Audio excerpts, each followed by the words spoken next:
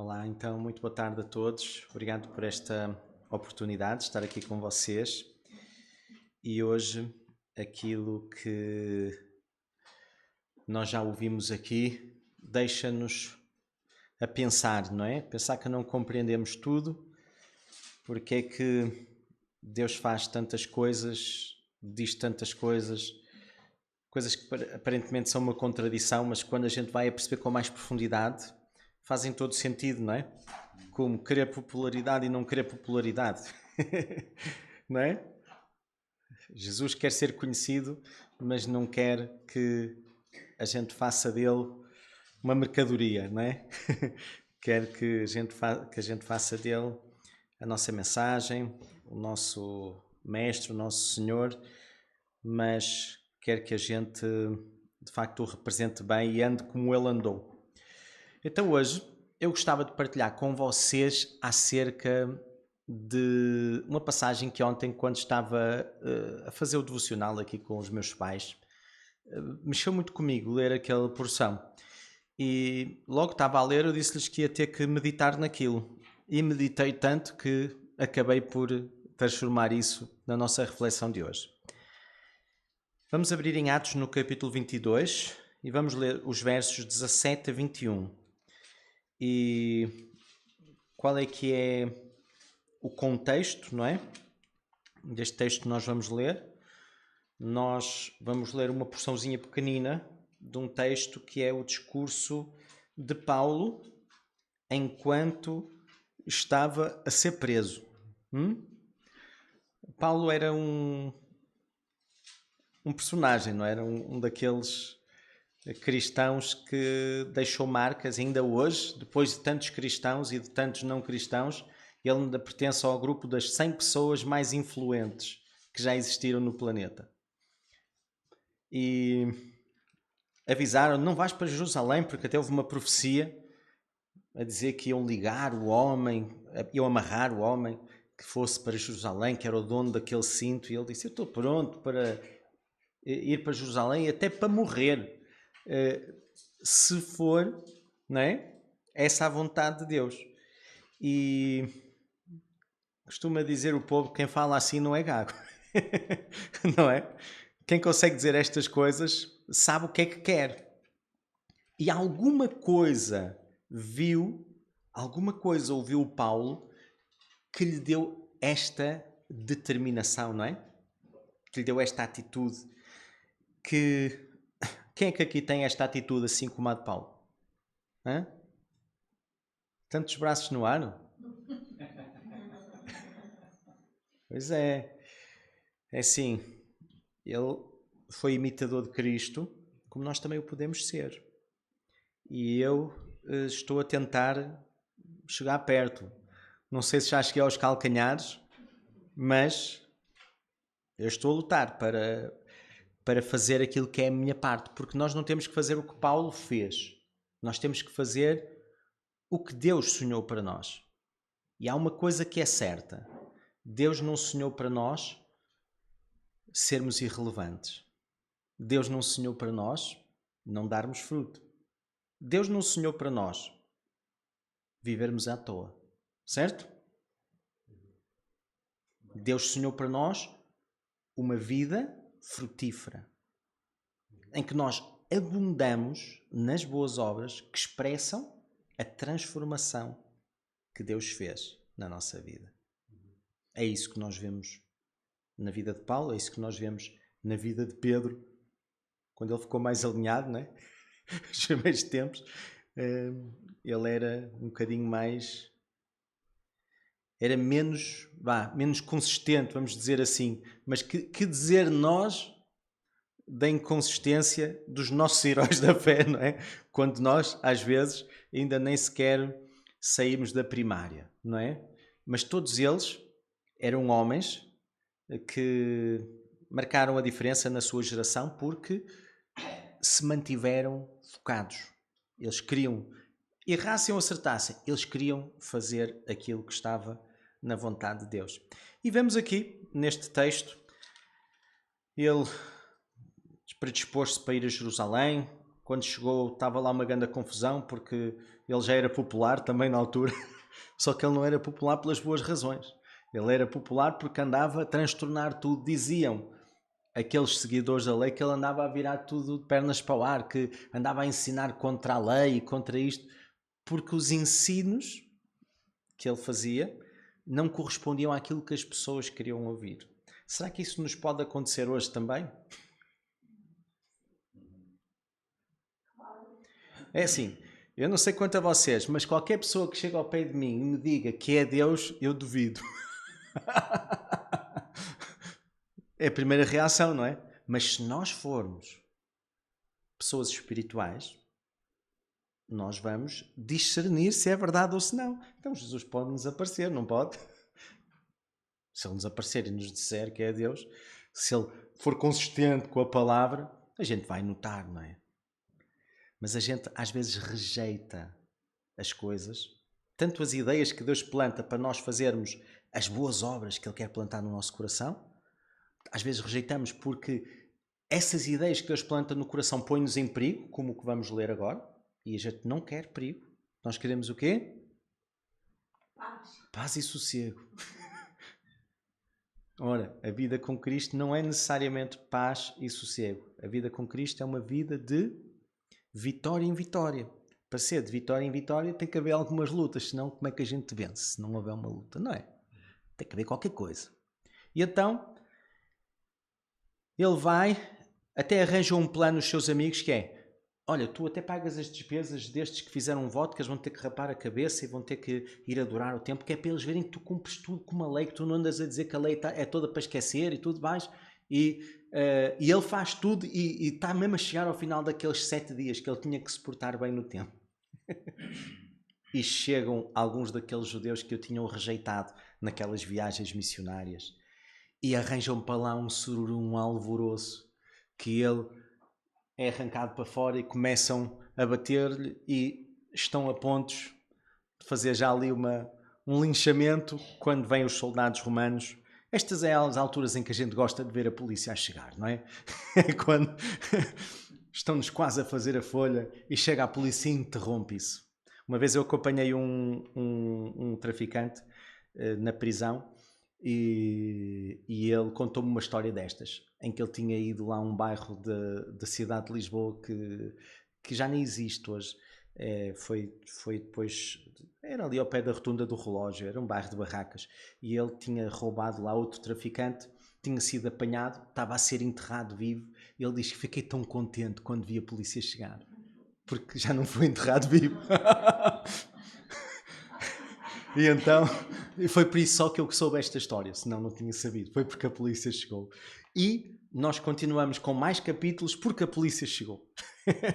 Portanto, quem não gosta da polícia, hein? Vejam estes exemplos. Às vezes ela chega quando é preciso. E então, vamos partir aqui para o texto. No capítulo 22, está ele já a ser transportado por cima da multidão e para ser afastado da multidão, e está a ser levado para a fortaleza. Eles seguiram-nos e tal, e ele pediu licença para falar e foi-lhe dada a oportunidade. E quando ele está a fazer a defesa dele no capítulo 22, a dada altura, ele diz isto: e aconteceu que, tornando eu para Jerusalém, porque ele tinha-se convertido, é o que diz imediatamente antes, não é? E quando ele volta para Jerusalém, quando eu orava no templo, fui arrebatado para fora de mim. E vi aquele que me dizia: dá-te pressa e sai apressadamente de Jerusalém. Porque... Porquê?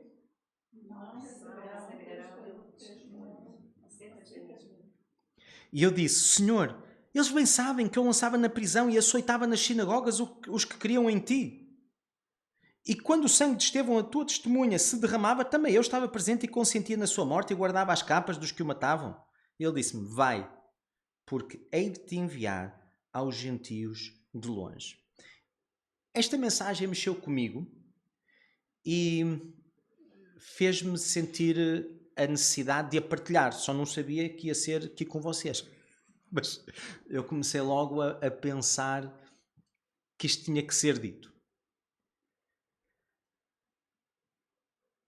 quando Jesus tem este encontro com Paulo, já tinha se encontrado com ele antes, não é? No caminho de Damasco, quando ele ia para prender, maltratar e quem sabe até executar cristãos. Esta era a profissão e o hobby predileto do Saulo de Tarso, era fazer este tipo de coisas. Jesus interrompe o caminho dele e muda a perspectiva dele. Quando nós mudamos, isso não significa que os outros também têm que mudar. Percebem? Nós levamos o nosso tempo a mudar. E quando nós mudamos, achamos que toda a gente agora tem que passar a pensar como nós. E não é verdade. Alguma coisa tem que acontecer. E nós até podemos fazer parte desse processo. Mas quem desenha esse processo é Deus. E agora vejam. Ele diz, dá-te pressa e sai apressadamente. Há aqui um sentido de urgência, não há? Dá-te pressa. Se eu disser assim, dá-te pressa. Qual é a pergunta que vem a seguir?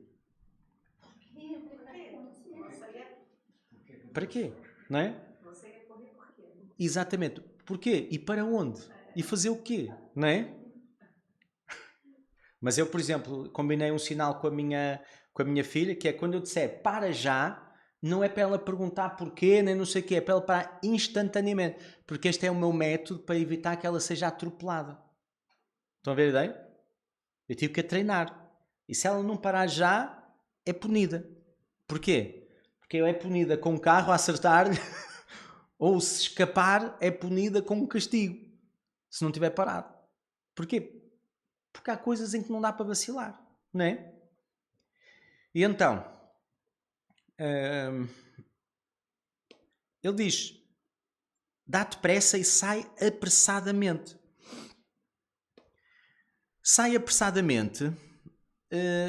Porquê? Porque basicamente eles não iriam receber o testemunho, não é? Aquele não era o momento. Se ele ficasse ali a teimar porque ele tinha razão e porque ele era a testemunha mais credível que podia existir. Então, ele era perseguidor e agora, de repente, acredita, teve uma experiência e por causa disso, quem melhor do que ele? Sim, isso tem lógica. Mas o facto de ter lógica para nós não quer dizer que tenha lógica para os outros. Especialmente quando os outros podem incendiar uma multidão e linchar um fulano e a seguir acabou-se a tosse. Já não há missão, já não há nada. Porquê?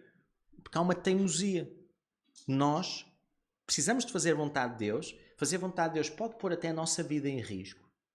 Mas nós devemos pôr a nossa vida em risco quando nos é dito para nós pormos a nossa vida em risco. Quando nos é mostrado que aquele é o momento. E que não é só fruto das nossas emoções, dos nossos pensamentos, da nossa lógica. Porque os caminhos de Deus são mais altos que os nossos. E nos caminhos de Deus a gente mantém-se vivo até que Ele queira.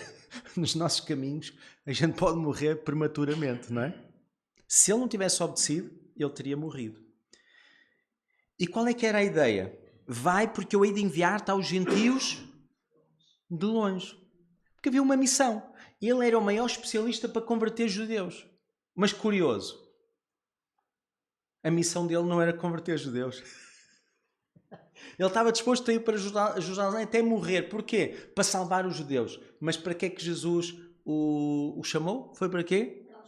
Foi para os gentios. Mas não tem lógica, Deus, deixa-me fazer o que eu quero. Eu deixo-te fazer o que tu queres, mas tu morres rápido. É melhor tu fazeres o que eu quero. Se fizeres o que eu quero, duras mais um bocado. E a tua influência vai chegar a muitos judeus. Só que não são estes que tu conheces. Vão ser ao longo de gerações e gerações, não é? E Deus não lhe deu muito mais judeus? Deu. Só que não foi exatamente como ele pensava. Não eram os judeus de Jerusalém que se converteram mais. Eram os de Bereia e eram os dos outros lugares por onde ele andou. Estão a ver? Deus concede-nos o que o nosso coração quer. Mas não é normalmente como o nosso coração quer. Porque muitos dos desejos do nosso coração, eles não são intrinsecamente maus. Isso é uma ideia que a gente tem por causa daquele texto que diz que o coração do homem é enganoso. Mas esse texto, a gente às vezes tropeça nele. Porque o coração do homem tem momentos em que é enganoso e tem momentos em que não é enganoso. Os momentos em que o coração do homem é enganoso é aquele lá onde aparece esse texto em Jeremias 17, que é do homem idólatra, que está à procura do seu próprio prazer, da sua própria realização. É independente de Deus, ele é que sabe. Esse coração é enganoso, não é? Agora, aquele coração do homem que se deleita no Senhor, que tem na lei do Senhor o seu prazer, não é? Que se derrama diante de Deus. Como é que a gente consegue ter assim um tempo de adoração, daqueles em que a gente se derrama todo e o nosso coração continuar enganoso? Não acontece. Vocês entendem? Senão não havia o texto que diz: deleita-te depois no Senhor e Ele te concederá o desejo do teu coração enganoso. Não. Do teu coração que não é enganoso. Porque nenhum coração enganoso se deleita no Senhor. Entendem? Mas pronto. Isso é uma parte. Quem é este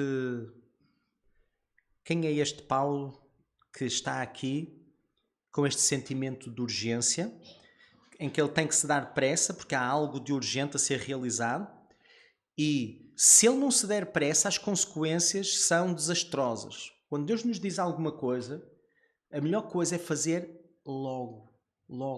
Primeiro, quem obedece imediatamente àquilo que Deus diz, sai-lhe o jackpot. Mas não é do dinheiro, atenção. Sai-lhe o jackpot de Deus. Porquê? Porque tem a aprovação de Deus e Deus é um mãos largas a abençoar as pessoas que fazem imediatamente. Porque é com quem Ele conta. Vocês entendem? Na verdade, Deus não tem muita gente com quem Ele conta. É uma triste realidade. Mas não sei, posso estar enganado. Posso estar muito enganado. Mas o meu espelho diz-me que quando Deus quer que alguma coisa aconteça, Ele tem que insistir um bocado. Vocês vão logo à primeira ou resistem um bocadinho? Como é que é? Ou seja, o que é que foi preciso para Paulo se tornar útil no reino de Deus? Esta é a minha pergunta para vocês. O que é que foi preciso? Foi preciso ele obedecer. Porque senão, se ele não obedecesse e não saísse logo, ele ia experimentar consequências desastrosas. Ele ia morrer imediatamente. E já não havia Paulo. Porquê é que ninguém evangelizava Paulo? Vocês sabem ou não? Saulo de Tarso. Quem é que o evangelizou? Ninguém. Hã? Foi o próprio Jesus. Jesus. Porquê? Ninguém conseguia aproximar-se dele. Ninguém se atrevia. O que é que fazia com que ninguém se atrevesse a chegar perto de Paulo, ou de Saulo, neste caso? Porque ele logo dava a boca deles. Porque ele era um terror. Certo?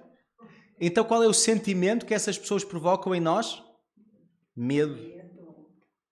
Até a pessoa que Deus mandou de falar com o Paulo respondeu a Jesus com medo.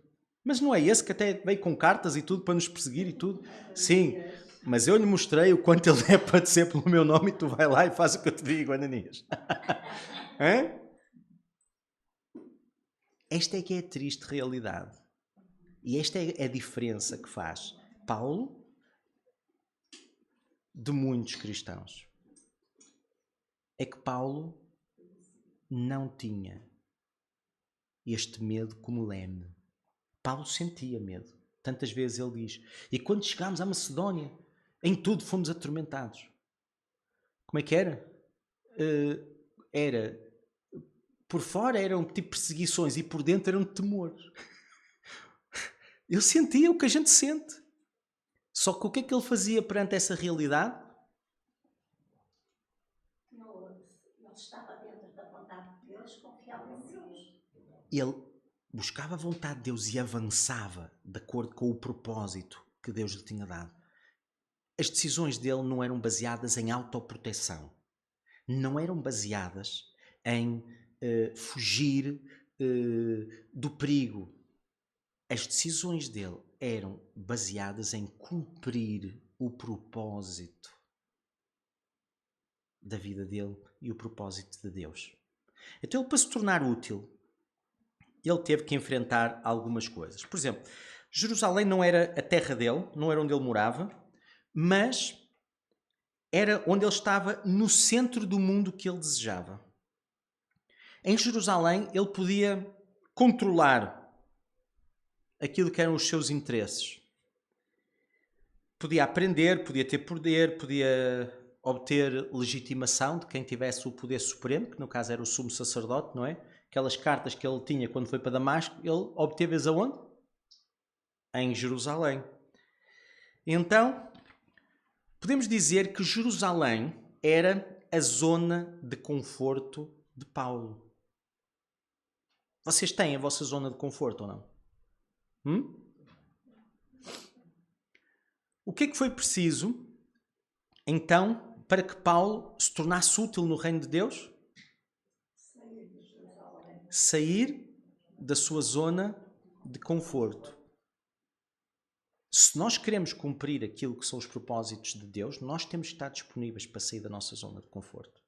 Senão, não há. Não há vontade de Deus a ser cumprida em nós. Vamos só assim dar uma pincelada no resto da vida dele. Paulo, ele seguiu o seu próprio caminho até ter aquele encontro com Deus que nós referimos, não é? E aqui nós podíamos fazer aqui um relambório das coisas dele. Algumas coisas vêm na Bíblia, outras a gente sabe pela cultura judaica. Para vocês verem a pinta do apóstolo Paulo. As pessoas que chegaram onde o Paulo chegaram passaram testes que, por exemplo, os discípulos não passaram. Os discípulos aos 12 anos já eram pescadores, significa, e experimentados. Significa que eles saíram da escola aos 6 anos, porque chumbaram no teste. Qual era o teste? É que o Paulo passou. Saber os primeiros 5 livros da Bíblia aos 6 anos de idade. É? Não é para qualquer um, pois não? E ainda por cima em hebraico. Se fosse em português era mais fácil, estou a brincar. Não é? Mas depois, até aos 12, tinha que saber o resto. Não sei se estão a ver a coisa. E ele passou esses testes. É? Olha o calibre aqui.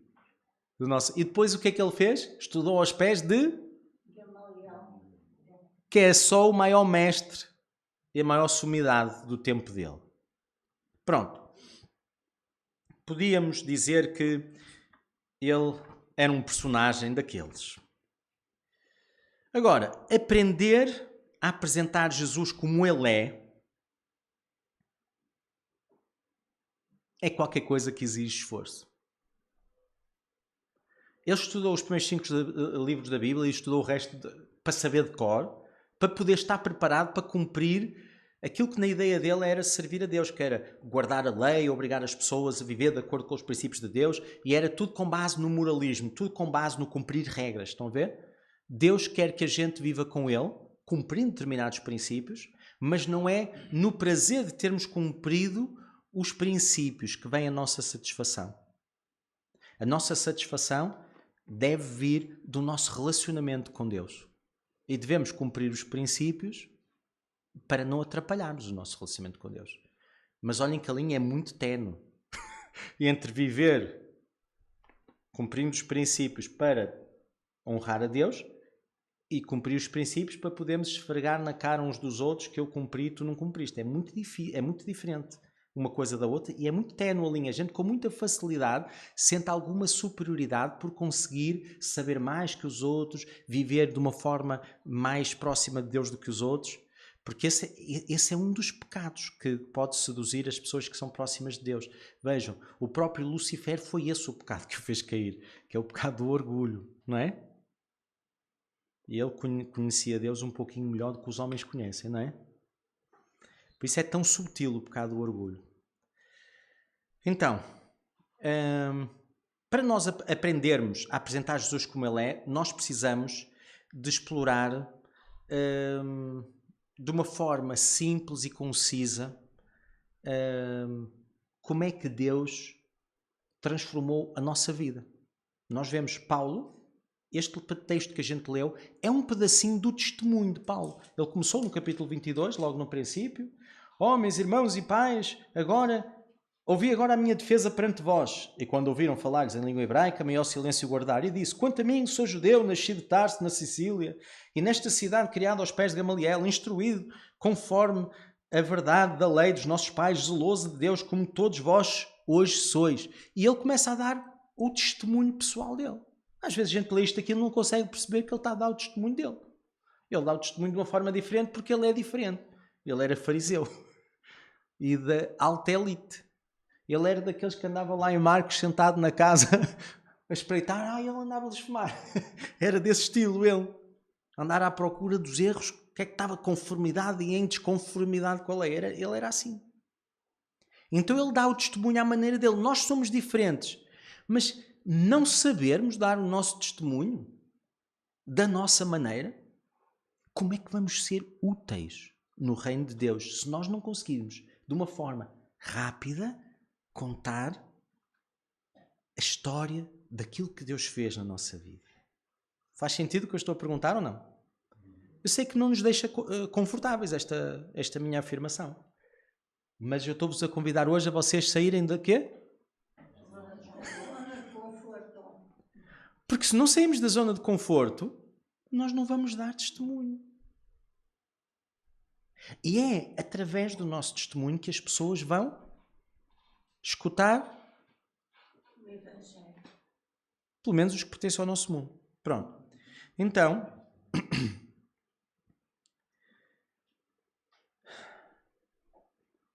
para nós sermos úteis no reino, nós temos que nos preparar e temos que nos equipar. O próprio Paulo, quando ele se converte lá em Damasco, eles deixam-no por um cesto para ele ir, que ele tinha que reprocessar tudo o que ele sabia. Por tudo o que ele sabia, fazia-o perseguir os cristãos, fazia-o perseguir a seita do caminho, não é? E ele agora precisava de olhar para tudo o que ele tinha lido, tudo o que ele tinha pensado e tinha que reprocessar aquilo tudo, que demorou anos. Mas depois foram lá buscá-lo, foi lá Barnabé, não é? Mandou-o vir para ele se tornar útil. Também não vai ser assim porque vocês espirram que sai um testemunho pessoal. Vocês vão ter que processar. Aqui alguém teve um encontro com Jesus ou não? Sim ou não? Não é um encontro assim tipo como o Paulo, mas Jesus mudou a vossa vida ou não? Se mudou a vossa vida, isso nota-se?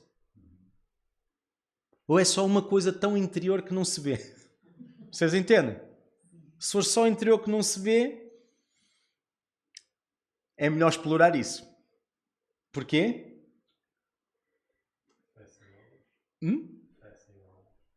Porque tem que ter consequências, não é? E atenção, o bandido que estava na cruz, ele não pôde mudar o que ele fez. Mas olha, estava assim, como Jesus, estava assim, e o outro estava a insultar Jesus e a dizer, olha, se tu és Deus, olha, safa-te, e a nós também. E ele a mandar o outro calar. Está, mas é calado. Nós estamos aqui por aquilo que a gente fez e merecemos. Mas ele, que mal fez? E depois vira-se para Jesus e diz, lembra-te de mim quando entrares no teu reino. Ele já não podia fazer nada. A única coisa que ele tinha era liberdade de expressão. E usou a liberdade de expressão dele para repreender o outro que estava a ser um palermita, não é? E Jesus reconheceu nele. E o que é que ele disse? Descansa. Hoje mesmo estarás comigo no paraíso. Não pôde fazer muito, mas fez qualquer coisinha. Deu expressão àquele encontro. E nós temos inúmeras oportunidades. Só que é difícil, às vezes, a gente preparar-se, porque às vezes não sabemos. Então fica um desafio prático para vocês. Agora uns têm férias, outros não têm, mas isto... Só quem trabalha no turismo é que esta é a pior altura, mais atarefada. Há aqui alguém que trabalha no turismo? Então, se ninguém trabalha no turismo, este é o mês certo para vocês prepararem uma primeira versão do vosso testemunho em 3 minutos. E depois tragam, mostrem ao pastor Rui, mostrem ao Daniel, à Sophie, ao Agostinho, à Silvina, como é que se chama? À Linda Assi, A Antónia? A Angelina? O Robson? A Tina? Tina. É, não é? E vocês os dois? Ao Diego e ao Guilherme. Mostrem uns aos outros. E vocês vão ver que o vosso testemunho não vai estar perfeito na primeira vez que o escreverem. Ei, pá. Porquê que não vai estar perfeito? Olha, porque vão fazer algo que é extraordinário, que é escrever o vosso testemunho, mas o vosso testemunho, para estar perfeito, não tem que dizer tudo a vocês. Tem que dizer tudo a quem? A quem o ouvir. Não é? Então vocês só podem saber se está bom para quem o ouve, mostrando para que a pessoa diga, olha, eu gostei do teu testemunho, mas isto está muito longo aqui, está muito complicado aqui, não percebi bem isto. E repara, tu contas aqui tantas coisas, isto é a tua biografia ou é um testemunho de 3 minutos? Tu não conseguias escolher uma dessas 2 ou 3 histórias fortes que tu contas? Escolhe uma, põe um foco nisso. E mostra o que Deus é capaz de fazer numa dimensão importante da tua vida. Não tentes contar todas as histórias da tua vida. Conta uma, mas conta bem. Epá, tive tanto trabalho para escrever um testemunho de 3 minutos e agora vou ter que ir para casa trabalhar mais um bocadinho. É assim.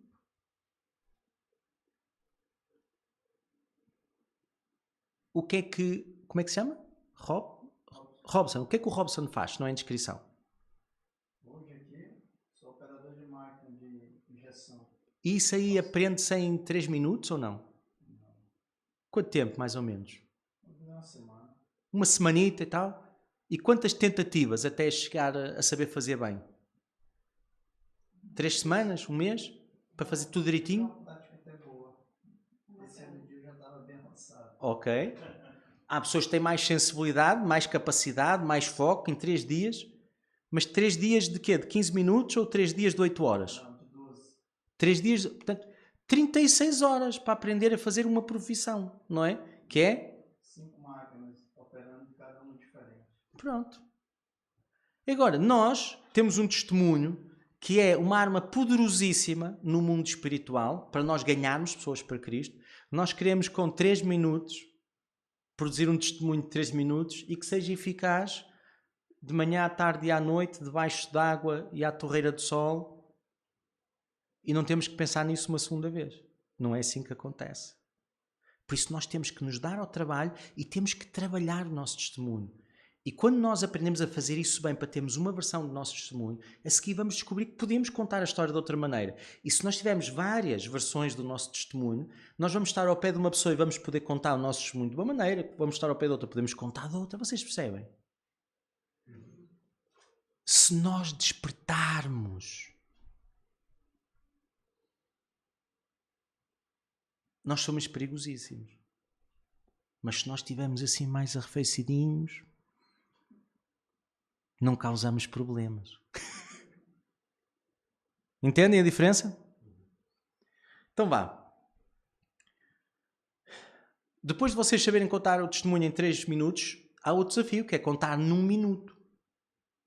Que é para dar assim numa viagem de elevador, ou 30 segundos, quando passamos por uma pessoa e Deus nos diz, fala com aquele ali. Eu lembro-me de passar uma vez por um rapaz, estava a sair da prisão da Carregueira e ele estava a entrar. Eu só tive 10 segundos ao pé dele. E passei por ele. Os crimes que se cometem lá naquela prisão são um bocado esquisitos. Eu passei por ele e tinha que lhe dizer qualquer coisa. Senti que tinha que dizer qualquer coisa, mas não sabia o que é que lhe havia de dizer. E então passei por ele, meti-lhe assim a mão e agarrei, que é uma coisa que não se deve fazer. Mas foi só para chamar a atenção dele. Ele ia ser conduzido pelos guardas. E olhei assim bem nos olhos dele e disse, olha, tu és muito precioso. Ele ficou assim a olhar para mim. O que é isto? Será que é uma cantada? Mas não. Mas eu disse, era aquilo que eu sentia, que eu tinha que lhe dizer. Olha, porquê? Faço lá a ideia. Para mim ele não era precioso. Mas era, porque eu ia para a prisão atrás de pessoas como ele, para tentar chamá-lo para perto de Deus. Mas ele nem o conhecia. Anos depois, ele vem-me dizer, sabes que aquela frase que tu disseste, quando passaste por mim, perseguiu-me. Nunca me consegui esquecer. Várias vezes me quis matar e não conseguia, porque aquela voz voltava. Tu és muito precioso. Precioso para quê? Porquê? Só faço a porcaria. Tu és muito precioso. Repetia aquela voz. E eu só disse uma vez. Mas o meu eco, cuidado, não era o meu eco, era o eco de Deus, não é? Eu até arranjei uma versão de 5 segundos para o meu testemunho, só que não é o meu testemunho, é mais uma provocação. Quando eu falo com pessoas que são assim cheias delas próprias e que gostam de se apresentar assim tipo pavão e mais não sei o quê, não sei o que mais, e perguntam-me, então o que é que faz na vida? Eu digo assim, eu trabalho na reciclagem de mentes criminosas, a começar pela minha. Eles ficam assim, que é isto? Quantos segundos é que eu demorei? 3 para aí, não é? 3, 4 segundos. Porquê? Porque eu percebi que eu só tenho que plantar um vírus. Eu só tenho que plantar um vírus. Que é o vírus da curiosidade. Porque depois deles morderem o isco, eu a seguir posso-lhes contar a história com mais calma. Mas o que é que isso quer dizer? Toda a gente quer saber. Toda a gente fica assim com a pulga atrás da orelha. Perguntem a Deus qual é que é a vossa dica para vocês criarem a curiosidade. Eu arranjei esta. Então é assim, Jesus veio para nos dar vida e abundância. Podemos ler em João 10:10?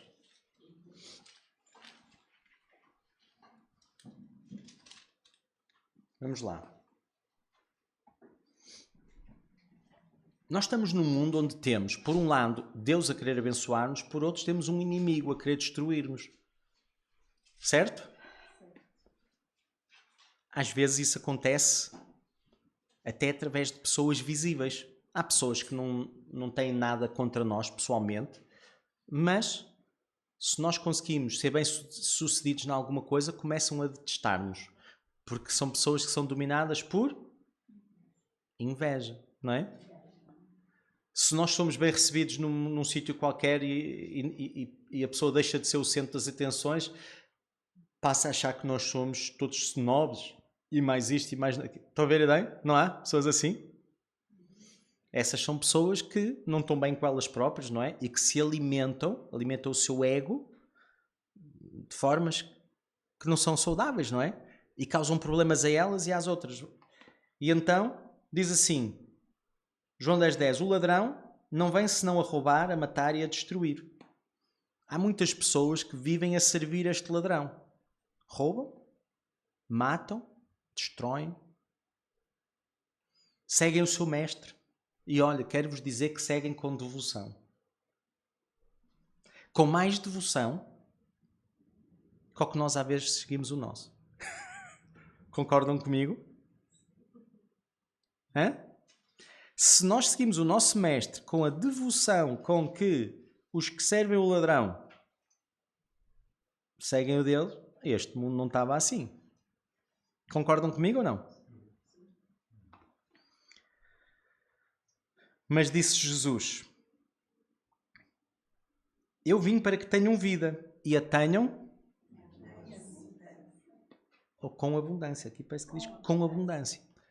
Portanto, Jesus quer que a gente tenha vida com abundância. Vida com abundância não é necessariamente uma vida sem problemas. Qual é que é o problema que eu tenho se eu tiver vida abundante, se eu for uma pessoa saudável, qual é o problema que eu tenho se me constipar?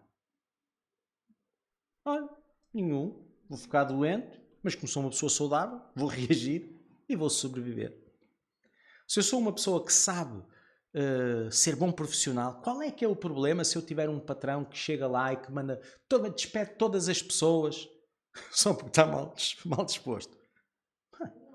Nenhum. Olha, vou ficar naquela instabilidade naquele momento porque estava empregado, fiquei desempregado porque ele estava mal disposto, mas olha, se calhar ainda bem, porque ter um patrão como esses, mais vale não ter, não é? É melhor ir à procura de um que bata bem da cabeça, não é? E então, saímos de uma circunstância de estabilidade ilusória para uma instabilidade para depois encontrarmos um patrão melhor. Graças a Deus nem todos são assim, não é? Mas se nós tivermos uma vida sossegada, às vezes nós temos uma vida acomodada. Às vezes só quando vem algumas perturbações é que nós nos mexemos. A igreja só começou a evangelizar quando começou a ser perseguida. Senão estava ali, juntavam-se no templo, nas casas, e estava ali, estava tudo bem, não se espalhavam. Então, Deus quer nos dar vida abundante. Não é uma vida abundante de problemas, mas é a vida abundante apesar dos problemas. E, na verdade, esta vida abundante é uma vida abundante para o agora e para a eternidade. Não é só para a eternidade. O próprio apóstolo Paulo diz que se nós querermos no poder de Deus só para o além, nós não somos uns seres humanos que vivem assim uma vida muito boa. Diz que somos assim um bocadinho miseráveis. Porquê? Porque aquilo que Deus tem para acrescentar à nossa vida nos dias de hoje, de realização, de satisfação a cumprir a sua vontade, é incrível. Olhem as histórias que o Paulo contava cada vez que ele vinha de uma viagem daquelas missionárias. Como é que ficavam os discípulos e os que o ouviam? Como é que ficavam? Ficavam deslumbrados. E o que é que ele contava? Ele contava as pregações que ele fazia. Não contava? Ele contava os milagres que Deus operava. Ele contava as libertações que ocorriam. Ele contava as perseguições. Ele contava aqueles episódios do que acontecia. E se nós dermos o nosso testemunho, se nós cumprirmos com a nossa parte, nós vamos ter imensas histórias para contar. Quem é que aceita o desafio? De escrever o testemunho, testá-lo na zona de conforto que é aqui na Jerusalém, e depois testá-la na Judeia, um bocadinho fora, na Samaria e até numa videochamada para os confins da terra. Estão a ver a ideia? Aceita o desafio ou não? Sim. Já ouvi 3 ou 4 amães, mas está aqui mais gente. Desafio de férias. Então vá. Aquilo que eu agora queria perguntar-vos... estava a ver que não encontrava. Paulo converte-se num encontro com Jesus. E como vimos, não havia ninguém corajoso o suficiente para lhe falar, para o interpelar, para lhe apresentar Jesus como ele é. Jesus desafiava Paulo com perguntas perturbadoras. Ele desafia-nos a nós. Por isso é que eu vos estou a trazer estas perguntas perturbadoras. Eu estou-vos a perturbar com as mesmas perturbações com que o Senhor me perturbou a mim. E que me fizeram bem. Ok?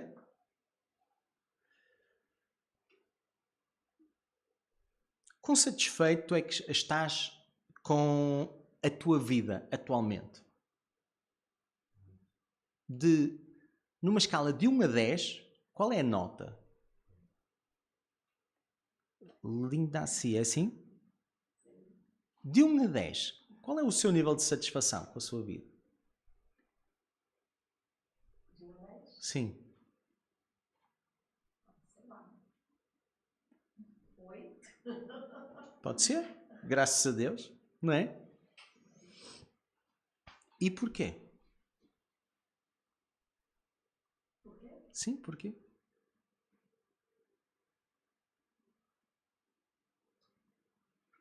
Porque são muitos desafios. Muita coisa para resolver. Essa é a razão para não ser 10, é isso? Eu não sei como resolver. Quando nós respondemos a uma pergunta assim simples como esta, nós olhamos assim no cômputo geral e damos-nos uma nota assim. Mas depois quando a gente faz uma segunda pergunta, porquê? Porque a primeira pergunta é uma pergunta fechada, mais ou menos. É para responder 1, 2, 3, 4, 5, 6, 7, 8, 9 ou 10. E a gente atira para o número que a gente quiser. Se olharmos para o lado bom, vamos dar uma nota positiva. Se olharmos para o lado mau, vamos dar uma nota negativa. Eu, ao fazer esta pergunta, já tive respostas. É um 3. E porquê? Está tudo a correr mal. só faço é porcaria. As pessoas também só fazem porcaria. E eu quero olhar para a frente e quero que a minha vida ande para a frente, mas nem vejo como, nem vejo ninguém a ajudar, nem olha, estou a ver isto tudo muito russo. E isto foi antes da Rússia ter feito o que está a fazer. Não é? Ora bem, nós precisamos de aprender a fazer este tipo de perguntas. Perguntas que ajudam as pessoas a pensar. E se nós estivéssemos assim num ambiente em que não estivesse tão exposta, até dizia outras coisas, não era? Porquê? Porque nós pensamos. E é quando nós temos a coragem de responder a estas perguntas que nós estamos aptos para as perguntar aos outros. Porque se eles não conseguirem responder, a gente, como já respondeu, pode dizer, olha, quando me fizeram essa pergunta, numa das vezes eu respondi isto, isto e aquilo, e falamos com honestidade. E em vez de falarmos assim, em bicos de pés, que somos os maiores, que está tudo bem, não. A gente pode falar até a partir das nossas fraquezas, porque o poder de Deus aperfeiçoa-se nas nossas fraquezas, não é? E podemos mostrar como o poder de Deus faz a diferença. Quando nós somos fracos, então somos fortes, não é? Quando vivemos ligados a Deus. Porque competimos connosco próprios, superamos-nos, somos mais do que vencedores, somos superadores de obstáculos. E então,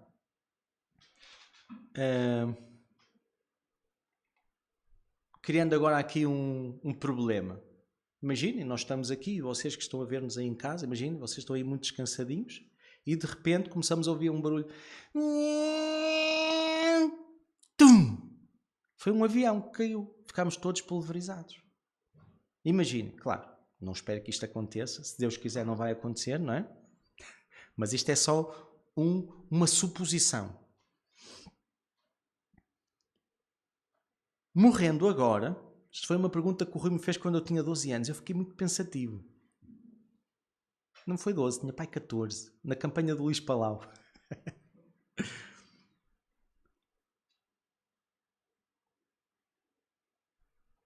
Morrendo agora, achas que irias para o céu ou para o inferno? Diego, caiu-nos um avião em cima agora. Estás a ver? Ainda bem que não estás a ver. Morremos todos. Por onde é que tu achas que tu ias? Do céu. Porquê? Eu tenho certeza da minha salvação. Porque? Certeza da minha salvação. Certo, tu tens a certeza. E porquê que tens a certeza? Eu entreguei a minha vida para Jesus. Sim. E porquê que tu pudeste entregar a tua vida para Jesus e teres essa certeza? O que é que aconteceu? Eu senti o devoção e a vontade de ter certeza da minha vida. Isso é ótimo. Mas e porquê que tu entregas a tua vida a Jesus? É o mesmo Jesus que a gente falou há bocado, que as pessoas estavam a questionar se ele podia perdoar pecados. É o mesmo. E porquê que tu teres tido esse encontro e teres tido essa sensação e teres sentido o que sentiste, faz com que tu vás para o céu? Porque ele morreu na cruz por mim.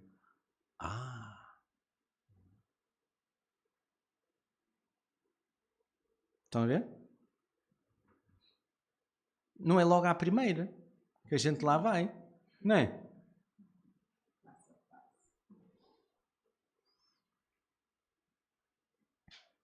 E agora? Guilherme.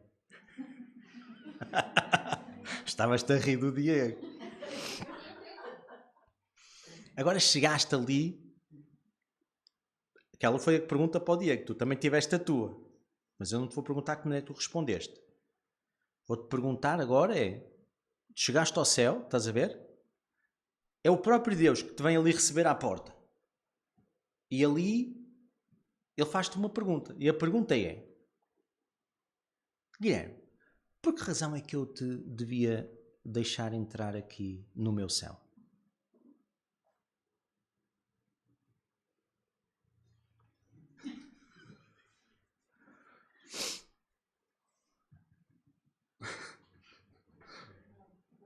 Hã? E agora?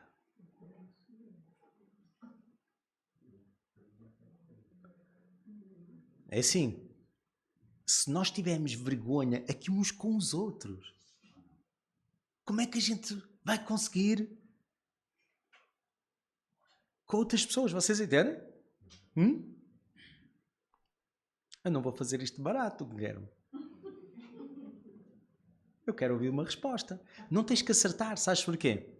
Eu tenho aprendido mais falhando do que acertando. Estás a ver? Às vezes é depois de eu falhar uma resposta que eu percebo porque é que eu não acertei. Já vos aconteceu isto ou não? Às vezes eu acerto e não aprendi nada. Safei-me daquela pressão, mas depois vou-me embora e fiquei na mesma. Mas quando eu falho, depois eu fico a pensar, que barracada que eu dei e tal. E aí nunca mais me esqueço. Então, qual é que é a razão? Porquê que Deus te deveria deixar entrar no céu dele? Porque eu creio nele, creio em Jesus Cristo. E? Estás a ir bem, não tenhas medo. E? Só que, sabes que o diabo também crê em Jesus Cristo e não vai entrar no céu. Ele foi banido do céu.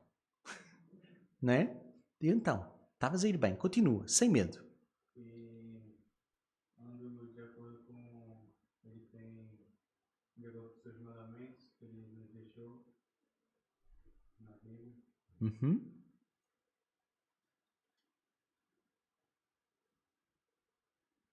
O que é que esses mandamentos dizem a teu respeito?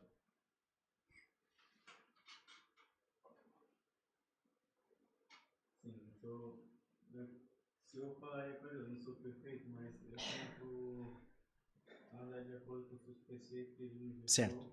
Isso é bom. Ou seja, tu tens os mandamentos. O que é que os mandamentos dizem a teu respeito? Dizem que tu não és perfeito, não é? Mas tu tentes. Também é bom, é uma boa atitude. Mas isso por acaso não chega para entrar no céu. O que é que falta? O que é que faz com que a gente possa entrar no céu?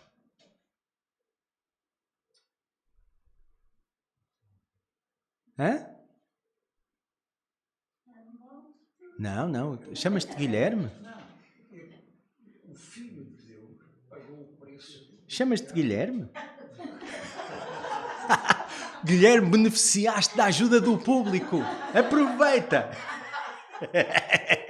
Mas é assim mesmo, numa família a gente ajuda-se. Não deixamos que a gente ande aqui a passar vergonha, é ou não é? Bora, Guilherme. Então, porquê? Tu esforças-te, percebes, etc. Mas, no final, mesmo esforçando, como é que ficas?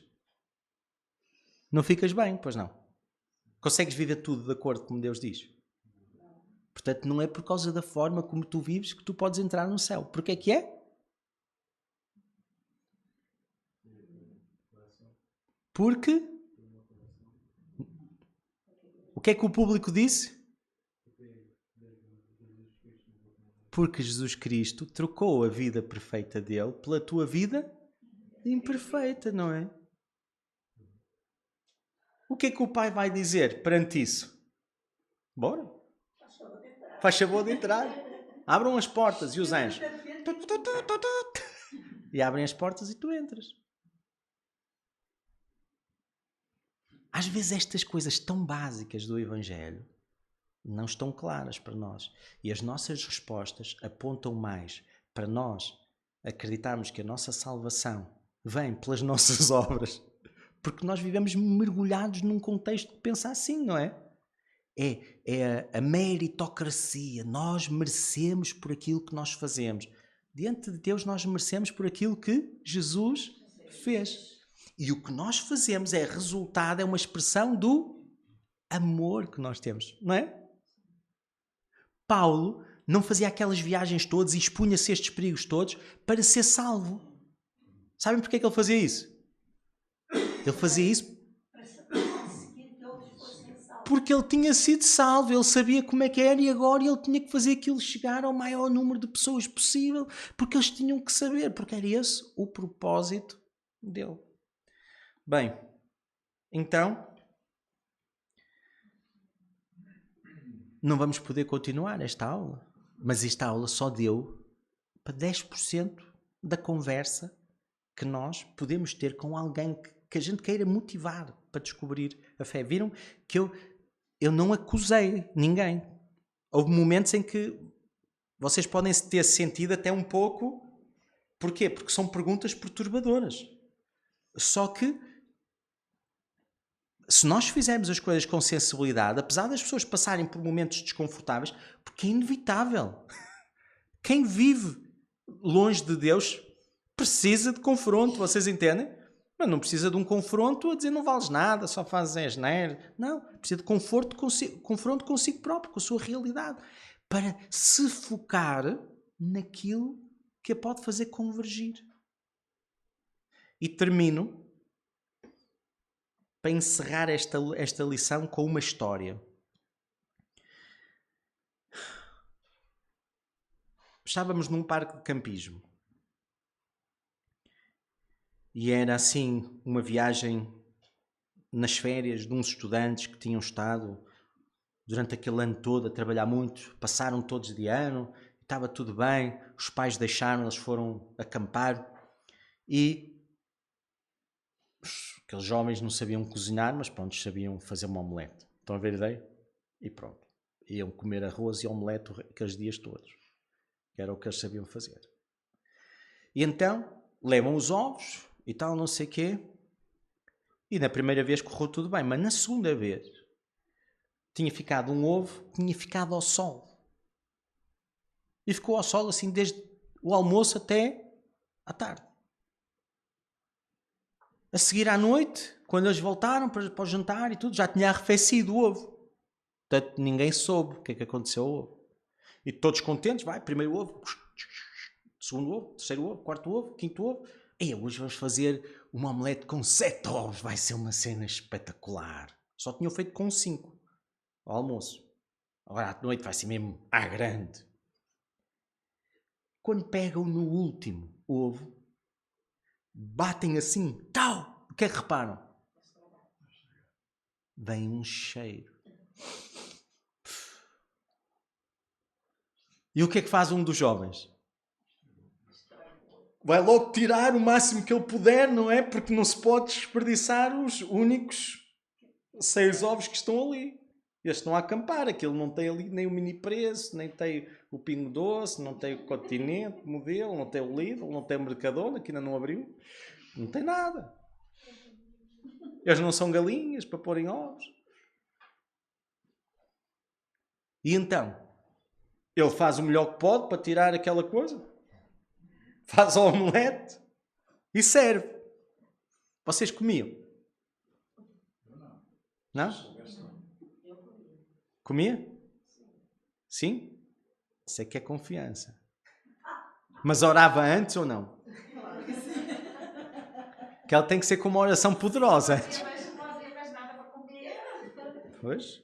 Às vezes é preferível comer fome do que um ovo estragado, não é? E assim é a nossa vida. Nós podemos fazer montes de coisas espetaculares. Mas basta uma.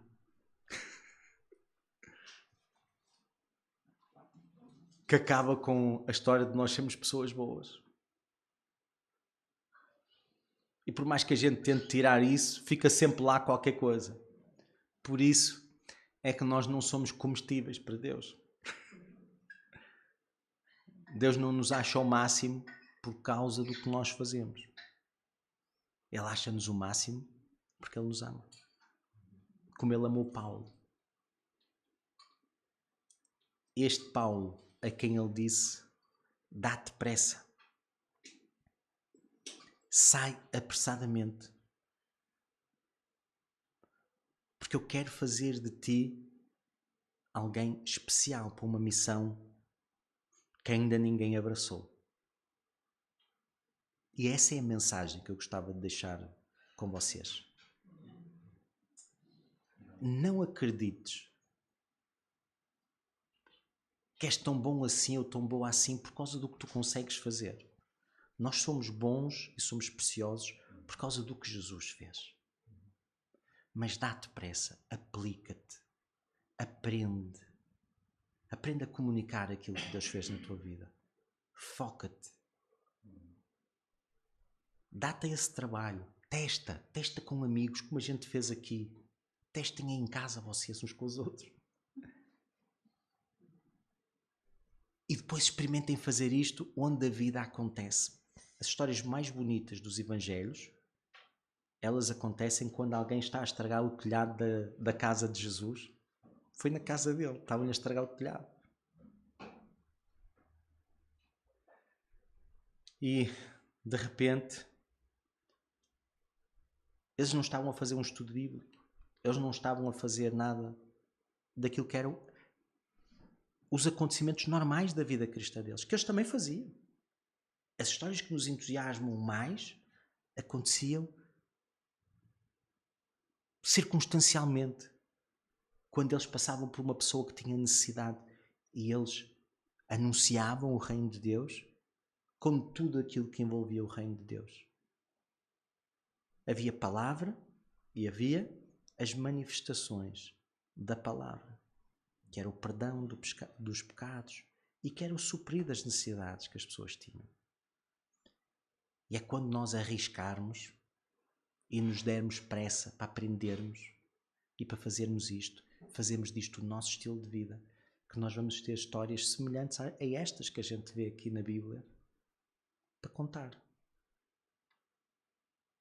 E essa é uma vida que vale a pena ser vivida. E essa é uma vida que dá fruto. E dá um fruto que nos alegra a nós, mas que acima de tudo alegra o coração do nosso Pai e inspira as pessoas que estão à nossa volta. Quem é que aceita então o desafio?